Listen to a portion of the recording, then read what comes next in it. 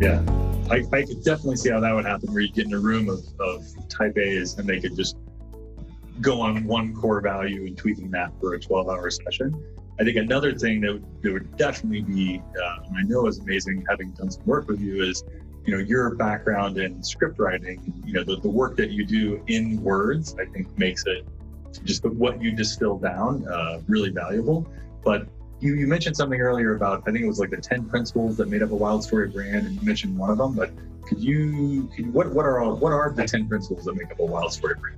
Yeah, I mean, I've done a ton of research. We've worked with, hundreds of companies, and over time have really distilled for us what is a Wildstory brand. And a Wildstory brand is one that is, going to stand out above all the rest. It's one that's going to have loyal fans. It's one that's going to be a leader in their industry, and it's one that's going to be around for the long haul. So think about like brands like Airstream and things like that. I mean, my goal is that every brand that we work with has a 100-year run rate.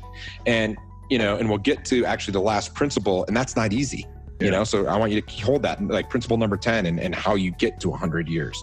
But so we have 10 principles. The first one, and we've kind of talked a little bit about this today, is it must start with strategy, right? We have to start with strategy. So if someone comes to me and says, I just need a ... By the way, that's our first red flag. We don't work with anyone that says, I just need a ... or believes that they just need a logo, or they just need a video, or they just need some color. Now, that's the way they might come to us, and we'll slow it down and say, well, what's the real problem you have? You think you want a logo, but what they tell us is that they need to communicate better, that they're misunderstood, that they want to be seen as a premium brand, and right now they're not. Okay, well, that's a different conversation. So we kind of start, hey, with this logo conversation, but has to come back to strategy. We start with strategy because Wildstory brands understand that brand is their business strategy. The second principle is you have to find your purpose or your why. And this is becoming less of an issue. I mean, right now, if you go to 5 years ago, like people were like, I don't want to spend time on my purpose or my why, or how does that connect to my business? But if you go to like Pepsi's latest annual report, they open all about with purpose, not about selling soda. If you go to SoftBank, the largest, one of the largest investment companies in the world, who used to be just about money, it's all about purpose and what they're trying to do beyond making a dollar. So your purpose is this amazing thing that forces people to choose. It's part of your story, right? And they either choose you or they don't choose you. But it's this amazing kind of, let's put our cards on the table right away, and you either choose me or you don't choose me. That's great. We want to know. We want to know who's with us, and we want to know who's not with us. So Wildstory brands force people to choose.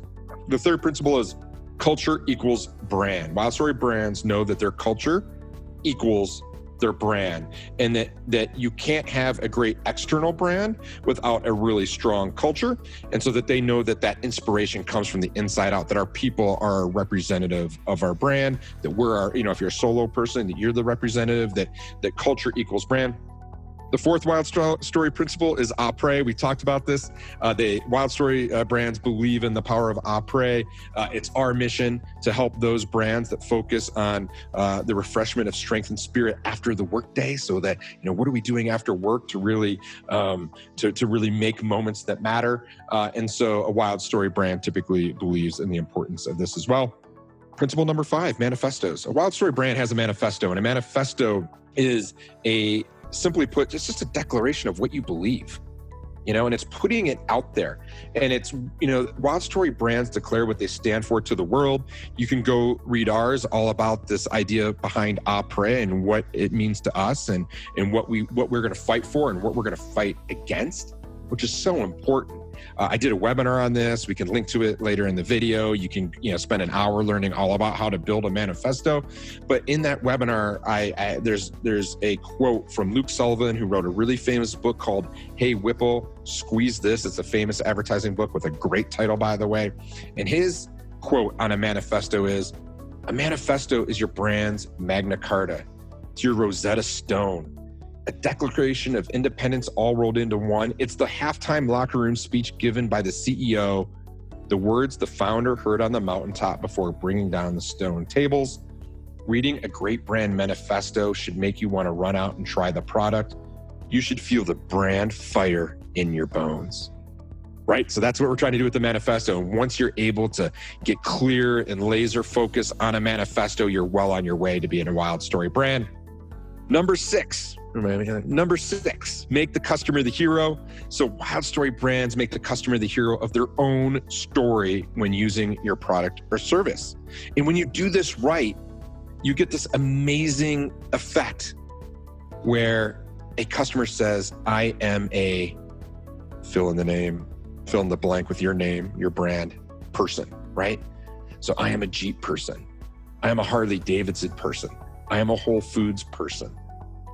I am an Oak Journal person. So that's what we're trying to do, but make the customer the hero of the story when using your product or service. That's number six. Number seven, I'm really bad at fingers.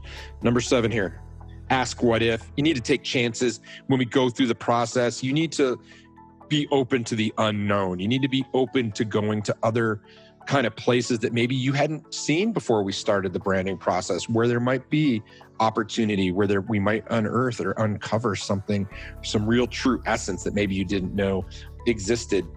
Dare to be different. Great brands stand out, and in a great idea, you know how an idea is like a really great idea?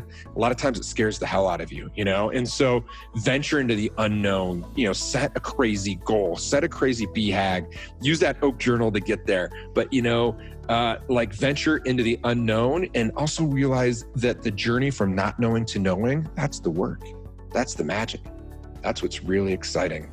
The journey from not knowing to knowing is the work. Number 8, be extraordinary. We don't need another copycat brand. We don't need another ... Don't need another Apple. We don't need another Warby Parker.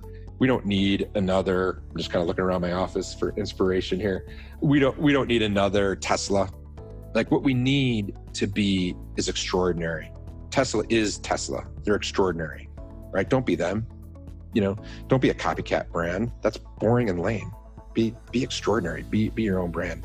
Content. So kind of, in that hierarchy, if we go with branding, brand storytelling, once you've got your brand strategy, your creative assets, the real work begins, and that's brand storytelling. And there's something really magical about sharing your story and the story of your customer that builds that trust we talked about, that builds communities, which is a secret to a long-term thriving business. Airstream, yes, they have an iconic design, but a lot of people are out there saying, I am an Airstream person, and I'm in the Airstream community.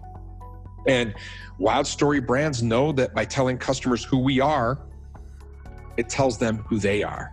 I want you to think about that for a second.